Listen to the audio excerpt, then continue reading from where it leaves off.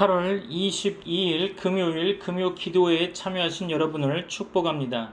오늘 본문의 말씀은 로마서 11장 11절로 16절의 말씀 가운데 이방인의 구원이라는 제목으로 하나님의 말씀을 선포하고자 합니다. 오늘 본문의 말씀으로 로마서 11장 11절로 16절 말씀 제가 받도록 봉독하겠습니다. 로마서 11장 11절로 16절입니다. 그러므로 내가 말하노니 그들이 넘어지기까지 실족하였느냐? 그럴 수 없느니라. 그들이 넘어짐으로 구원이 이방인에게 이르러 이스라엘로 시기나게 함이니라.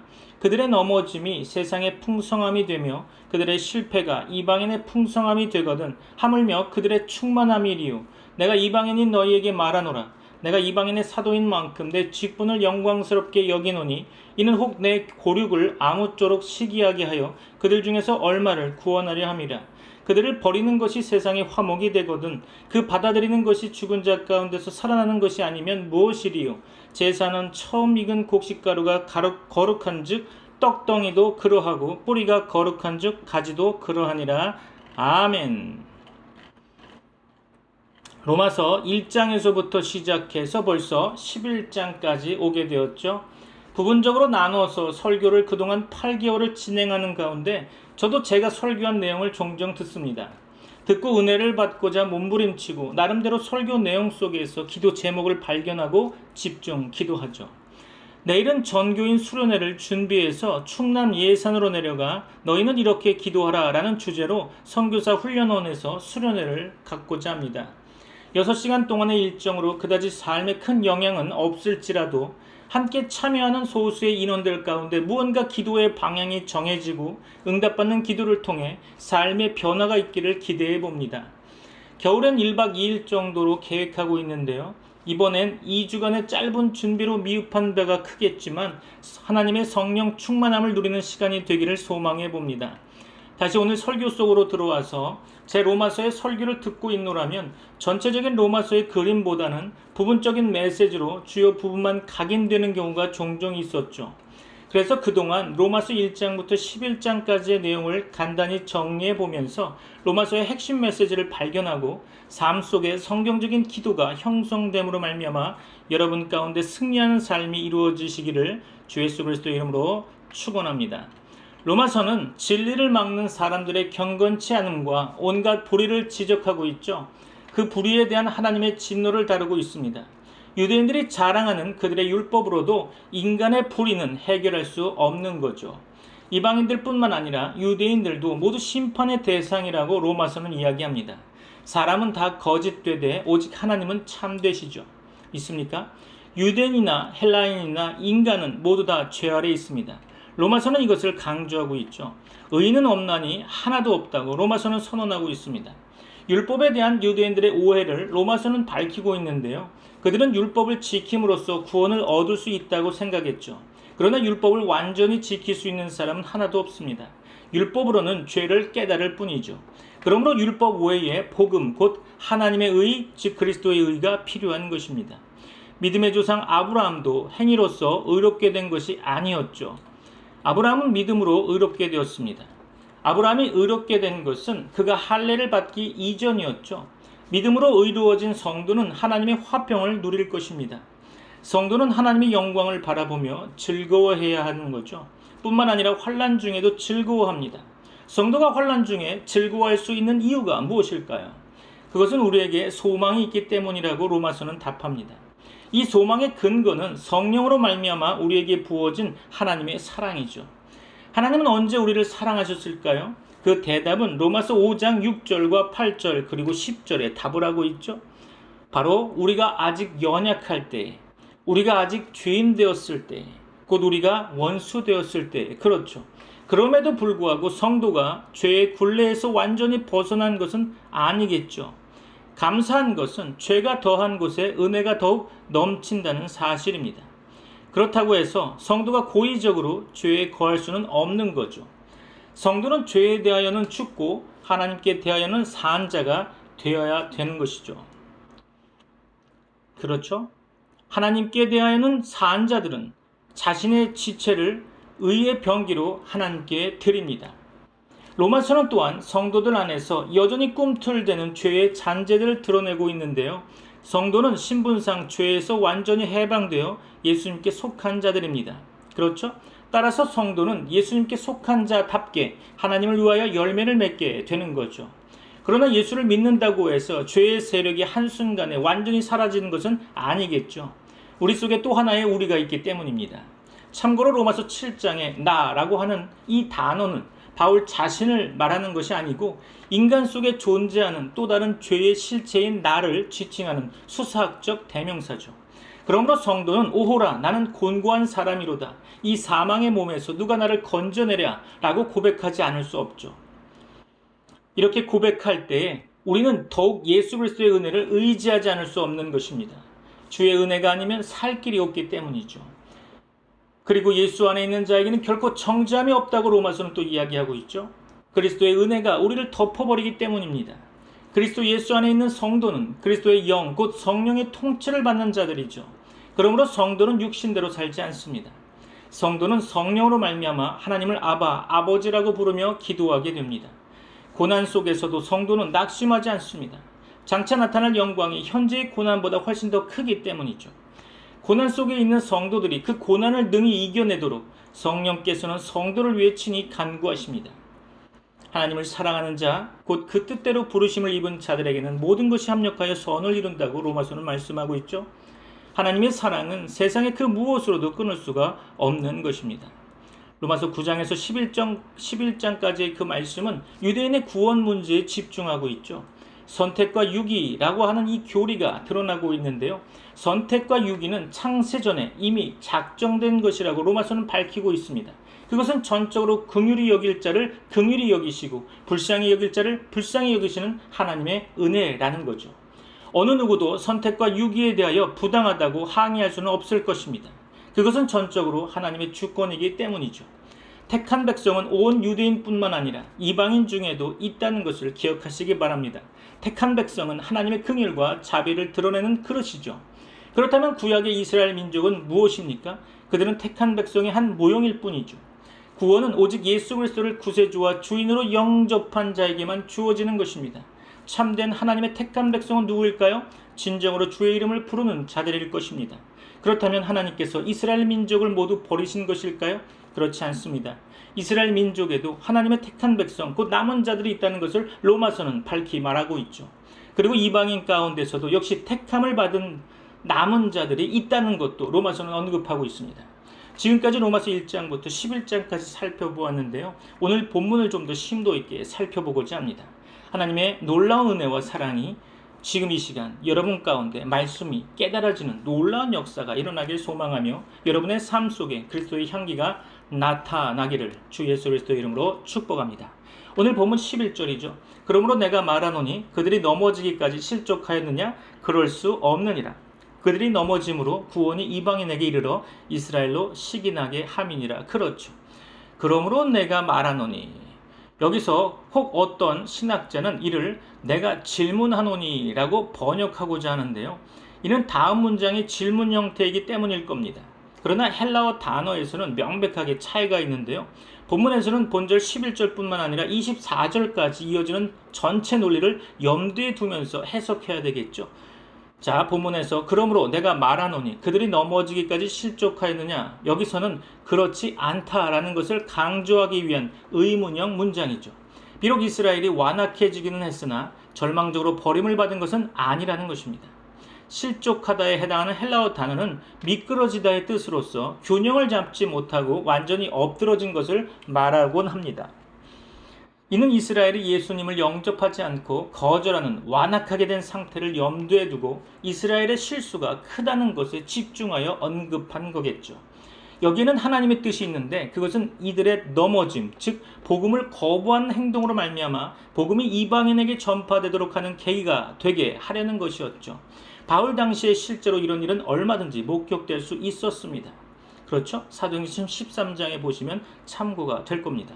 여하간 그러므로 내가 말하노니 그들이 넘어지기까지 실족하였느냐? 그럴 수 없느니라. 그렇죠.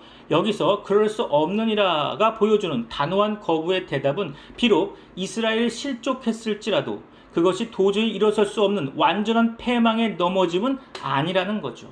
즉 이들이 메시아를 영접하지 않고 강팍해졌으나 구원의 소망이 전혀 없는 것이 아님을 보여주고 있는 거죠. 이것은 바울이 계속해서 확언하는 이스라엘의 장래 구원을 암시해주고 있는 것입니다. 자, 본문에서 그러므로 내가 말하노니 그들이 넘어지기까지 실족하였느냐? 그럴 수 없느니라. 그들이 넘어짐으로, 그렇죠? 그들이 넘어짐으로. 헬라어 본문에서는 접속사 그러나의 단어가 사용되어 있는데요. 그래서 앞구절과 반대되는 견해를 암시해주고 있죠. 그들이 넘어짐으로 라고 하는 것은 저희의 범죄를 가리키는 것으로 구주이신 예수를 거절한 것을 말하는 거겠죠. 이러한 거절로 인해서 이방인에게 구원이 돌아갔다는 것입니다. 구원이 이방인에게 이르러, 그렇죠? 여기서 이방인은 유대인을 제외한 세계 모든 민족들을 말하는 거겠죠. 이들은 그리스도 밖에 있던 자들로 약속에 대해 외인이요 구원에 대한 소망이 전혀 없었죠. 바로 이런 자들이 하나님의 구원을 받아서 그의 백성이 되었다는 것입니다. 따라서 이제 이스라엘과 이방인의 벽이 무너지고 하나님의 구원이 더 이상 민족의 개념으로 제한되지 않음을 드러나게 되었죠. 구원이 이방인에게 이르러 이스라엘로 시기나게 함이니라. 그렇죠. 이스라엘로 시기나게 함이니라. 여기서 시기나게 한다는 원어적 의미는 회개와 믿음을 일으키게 되는데 가치 있는 자극을 말하는 거겠죠. 이것은 이방인의 구원을 통해서 유대인의 질투심을 유발시켜서 회심할 기회를 주는 하나님의 구원 계획인 것입니다. 이러한 시기로 인해서 비록 괴로움이 있기는 해도 궁극적으로는 이스라엘이 그리스도께로 돌아오게 된다는 거죠. 본문 11장 12절 볼까요? 그들의 넘어짐이 세상의 풍성함이 되며 그들의 실패가 이방인의 풍성함이 되거든 하물며 그들의 충만함이리요. 그렇습니다. 그들의 넘어짐이 세상의 풍성함이 되며, 그렇죠? 세상의 풍성함은 이스라엘의 복음을 거부하여 구원 경륜에서 벗어났지만 이스라엘의 복음 거부가 오히려 세상 전체가 복음을 접할 수 있게 되는 계기가 되었다는 거죠.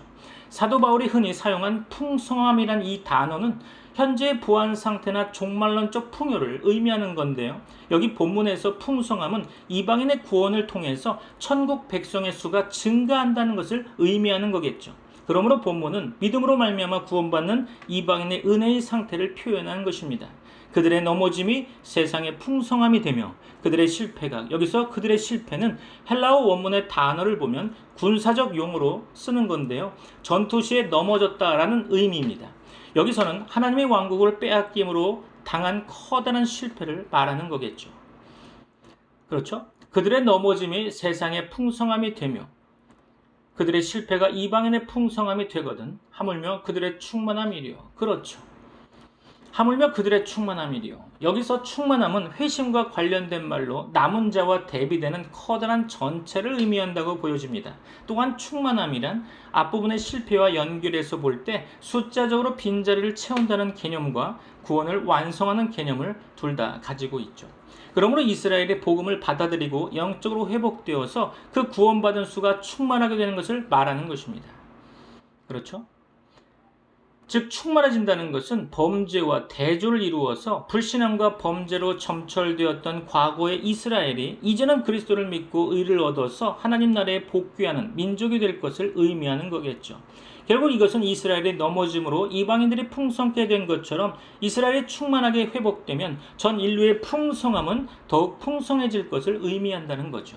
이어서 11장 13절 볼까요? 내가 이방인인 너희에게 말하노라. 내가 이방인의 사도인 만큼 내 직분을 영광스럽게 여기노니. 그렇습니다. 내가 이방인의 사도인 만큼. 여기서 만큼으로 번역된 헬라어 단어는 일시적 제한의 의미가 아니라 자격을 말하는 거겠죠. 즉 자신의 신분이 이방인을 위한 사도이기 때문이라는 것인데 문법적으로 자신의 자격을 강조하고 있는 것입니다. 이처럼 바울은 자기 인식을 명확히 가지고 자신이 마땅히 할 임무를 파악하고 있었음을 알 수 있겠죠. 그의 임무는 이방인의 사도로서 이방인을 충만케 할 뿐만 아니라 이스라엘을 시기나게 하면서 충만케 하려는 하나님의 구속 경륜에 동참하는 거죠. 내가 이방인의 사도인 만큼 내 직분을 영광스럽게 여기노니. 그렇죠. 바울이 이방인의 사도로서 자기의 직분을 영광스럽게 여기는 그 이유가 그의 이방인에 대한 사역이 성공하면 할수록 이스라엘의 구원도 효과적이기 때문이라는 것입니다. 또한 이러한 표현이 바울이 자신의 직분을 영광스럽게 여겨서 이방인 구원에 최선을 다한 것을 말하고 있는 거죠. 이것은 하나님을 기쁘시게 하는 것이었습니다. 왜냐하면 바울이 그의 사도직을 힘써 감당함으로써 이방인들의 구원이 유대인들을 시기나게 해서 몇몇 유대인들로 하여금 구원에 이르게 하기 때문이죠. 이렇게 자기의 직분으로 인하여 하나님의 목적이 이루어짐을 생각할 때에 더욱 영광스럽게 여기는 것은 지극히 당연한 거겠죠. 이어서 14절 볼까요? 이는 혹 내 고륙을 아무쪼록 시기하게 하여 그들 중에서 얼마를 구원하려 함이라. 그렇습니다. 여기서 내 고륙이라 함은 바울의 이 표현에는 따스함이 깃들어 있는데요. 이러한 표현은 되게 혈통적인 형제를 가리키는 말이지만 본절 14절에서는 완악해진 이스라엘 가운데 구원이 보장되어 있는 남은 자를 의미한다고 볼 수 있겠죠. 바울은 비록 현재 상태로는 완악해 있으나 장차 몇몇 이스라엘인이 구원에 동참할 것이라는 확신을 갖고 있습니다. 이는 혹 내 고륙을 아무쪼록 시기하게 하여. 그렇죠. 여기서 시기하게 하여의 의미는 시기가 다른 번역서에서는 경쟁으로 번역되고 있는데요. 그 대상은 온 백성으로 이스라엘은 이방인의 충만함을 보고 질투심과 아울러 경쟁심을 느끼게 될 거라는 거죠. 그들 중에서 얼마를 구원하려 함이라. 그렇죠? 그들 중에서 얼마를 구원하려 함이라. 여기서 얼마라고 하는 이 말 속에는 유대인들의 메시아를 십자가에 못 박음으로 실족했으나 바울은 그들 중에 얼마라도 구원받기를 원했음을 알 수 있는 대목이죠. 이어서 15절입니다. 그들을 버리는 것이 세상의 화목이 되거든 그 받아들이는 것이 죽은 자 가운데서 살아나는 것이 아니면 무엇이리요. 그렇죠. 그들을 버리는 것이 여기서 버림에 대한 어떤 학자는 12절의 실패와 연결해서 해석하고 있는데요. 또 어떤 학자는 하나님께서 추방한 것으로 이해하는데요. 이것이 더 적합한 의미로 보여집니다. 즉 버리는 이 단어가 가지는 의미는 받아들이는과 대주가 되는 것으로서 하나님의 호의와 축복으로부터 거절당함과 그의 나라에서 박탈된 것을 말하는 거죠. 그들을 버리는 것이 세상의 화목이 되거든. 그렇죠. 여기서 세상의 화목은 하나님과 사람의 화목을 의미하는 것입니다. 혹 어떤 학자는 세상의 화목은 하나님이 그리스도를 통해 우리를 이전과 다른 사람이 되게 하고 하나님과 우리의 관계를 복되게 하는 것이라고 말하고 있습니다. 어쨌든 화목은 원수된 처지에서 예수의 공로로 말미암아 친선의 교통을 얻게 된 것을 의미하는 거겠죠. 과거에는 하나님의 거절을 받았지만 이제는 그의 총애를 받게 된 거라는 거죠. 그 받아들이는 것이 죽은 자 가운데서 살아나는 것이 아니면 무엇이리요? 그렇죠? 죽은 자 가운데서 살아나는 것, 이 구절이 어떤 뜻인지 확언하기에는 좀 어려워 보이는데요. 그러나 유대인이 장차 회심하게 될 것을 부활에 비유하고 있는 것으로 볼 수 있겠죠. 이스라엘이 하나님과의 관계가 회복될 때 이스라엘로 인해 이방인들의 구원에 활기를 띠게 될 것입니다. 자, 마지막 본문 16절이죠. 제사는 처음 익은 곡식가루가 거룩한즉 떡덩이도 그러하고 뿌리가 거룩한즉 가지도 그러하니라. 아멘. 그렇습니다. 제사는 처음 익은 곡식가루가 거룩한즉 떡덩이도 그러하고. 그렇죠? 이에 해당하는 헬라어 문장은 70인역 성경, 그 헬라어 성경에서는 처음 익은 곡식가루 떡이라고 되어 있는데요. 따라서 처음 익은 곡식가루는 떡덩이와 깊은 관계가 있음을 알 수 있겠죠. 혹 어떤 신학자는 처음 익은 곡식을 이스라엘의 남은 자로 이해하고 있습니다. 그러나 오히려 이스라엘 민족의 대표성을 가진 족장이나 조상들을 의미한다고 보는 것이 더 타당해 보이겠죠. 반면에 떡덩이는 회심한 이스라엘 민족을 뜻하고 있는 거죠. 이러한 상징이 의미하는 바는 두 가지로 요약할 수 있는데요. 첫 번째는 대표성입니다. 처음 익은 곡식가루에 해당하는 헬라어는 최초의 것이라는 의미로 제사에 있어서 전체 큰 덩어리에서 일부를 떼어내어서 하나님께 바친 거죠. 이것은 민수기 15장 17절 21절에 나오는 거제의 규례에서 온 것으로 떼어난 부분이 원덩이를 대표한다는 개념을 보여주고 있는 거죠. 그러므로 처음 익은 곡식은 이스라엘 민족을 대표하는 거라고 말할 수 있겠죠. 자, 두 번째로 거룩성입니다. 첫 열매가 전체 떡덩이를 거룩하게 한다는 것이죠. 결국 이스라엘과 믿는 자들을 대표하는 이스라엘의 족장들과 조상들이 거룩했으니 남은 그의 자손들도 거룩하다는 의미겠죠. 자, 이제 말씀을 마무리하려고 합니다. 결단의 시간이 되시기를 바랍니다. 이스라엘 백성 중 소수는 예수 그리스도를 믿어 구원을 얻었으나 남은 대다수는 완악하여져서 그를 거절하고 그를 믿지 않고 있었죠. 이런 현상은 성경에 예언된 바입니다. 그러나 이스라엘 백성의 실패는 이방인들의 구원이 되었고 이스라엘 백성으로 하여금 시기를 하게 되었죠. 그렇죠? 그들의 실패가 이방인들의 풍성한 구원이 되었다면 장차 그들이 하나님께로 돌아오면 온 세상에 얼마나 더 충만한 구원의 복을 누리겠습니까? 그렇죠? 하나님께서는 사람들의 실패까지도 사용하셔서 선을 이루십니다. 여기에서 사도 바울은 이스라엘 백성의 회복을 암시했는데요. 사도 바울은 이방인의 사도로서 이방인들을 구원함으로 자기 고륙 이스라엘 사람들로 시기케 하여 그들 중 얼마라도 구원하기를 소원했죠. 이스라엘 백성의 구원은 죽은 자가 다시 사는 것과 같다고 할 수 있을 것입니다. 제사하는 곡식가루의 처음 한 줌이 거룩하면 그 전체가 거룩하며 나무의 뿌리가 거룩하면 그 가지들도 거룩한 거죠. 그렇죠? 그 이 비유는 이스라엘의 조상들과 그 후손들의 관계에 적용될 수 있고 구약교회와 신약교회의 관계에도 적용될 수 있겠습니다. 신약교회의 이방인 신자들은 하나님의 은혜로 구약교회인 이스라엘 백성의 거룩함에 참여하게 되었다는 거죠. 오늘 말씀을 통해 이방인의 구원에 대해 깊이 있게 이해되어지기를 바랍니다. 바울은 오늘 본문에서 새로운 사실을 질문하고 대답하죠. 이스라엘 민족이 현재 버림받은 상황에 있으나 그런 상태가 도저히 회복 불가능한 것도 아니고 최종적인 것도 아니라는 거죠. 이스라엘의 실패는 오히려 이방인들이 구원받는 대로 나오게 되는 결과를 가져왔다고 했습니다. 이제 그 언젠가 이스라엘은 이방인들의 다수가 구원받음을 시기해서 민족적으로 다시 돌아올 수 있다고 말하는 거죠. 자, 오늘 말씀을 정리합니다. 하나님은 가장 절망적인 상황 속에서도 반드시 남은 자들을 남겨두시고 그들을 통해서 일하십니다. 믿습니까? 지금 이스라엘의 전체 인구는 865만 명 정도에 이르는데요. 현재 전쟁 가운데 인구가 조금 줄어들었어도 인구는 크게 줄지 않았겠죠. 그런데 그 중에서 유대교가 75%로 절대 다수를 차지하고 이슬람교가 18%를 차지하면서 예수님을 믿는 사람들은 약 2% 정도에 불과하며 인구수는 약 17만 명 정도에 이른다고 합니다. 이 사람들을 가리켜서 메시아닉 주이시라고 부르는데요. 예수님을 하나님의 아들로 또한 재림주로 다시 올 것을 믿고 있는 사람들이 그래도 2%는 된다는 거죠. 우리들 모두는 이러한 남은 자들의 소명을 다하기 원합니다. 요즘 우리들의 삶 속에서 코로나19로 인해서 예기치 못한 어려운 일들이 많이 생기기도 했고 하나님을 믿지 않는 자들이 오히려 더 형통한 삶을 살아가는 것을 볼 때 엘리야 선지자가 그랬던 것처럼 우리들의 마음이 참 어려울 수도 있을 것입니다. 그러나 하나님께서 엘리야에게 말씀하신 바 바알에게 무릎을 꿇지 아니한 7,000명의 남은 자들을 붙여주셨음을 기억해 보시기 바랍니다. 그리고 우리들도 하나님의 은혜로 모두 택함 받아 남은 자로 삶을 살아가시기를 주 예수 그리스도 이름으로 축복합니다.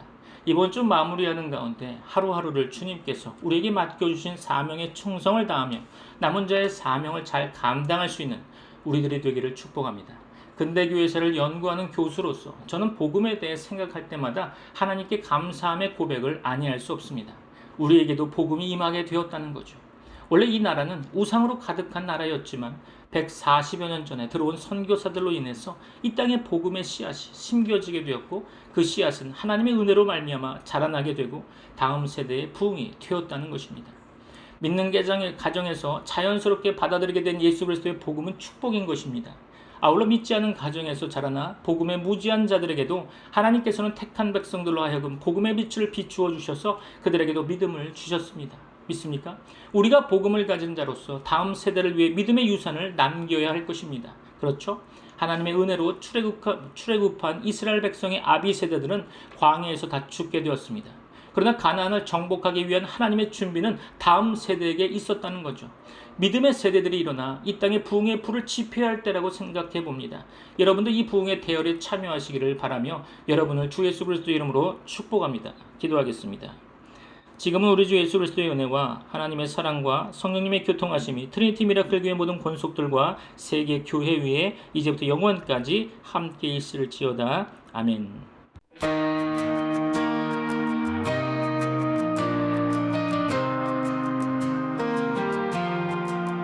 오직 성령이 너희에게 임하시면 너희가 권능을 받고 예루살렘과 온 유대와 사마리아 땅 끝까지 이르러 증인이 되리라. 주님의 증인 세상 모든 곳에서 주의 이름 전하리. 증인이 되리라. 주님의 사랑 온 땅에 퍼지리. 주님의 복음이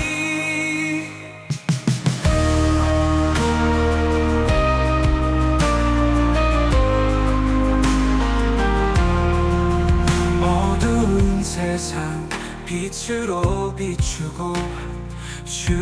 주님의 진리 전하리 두려움 없이 주님의 말씀을 온 세상에 외치리 증인이 되리라 주님의 증인 세상 모든 곳에서 주의 이름 전하리 증인이 되리라 주님의 사랑 온 땅에 퍼지리 주님의 복음이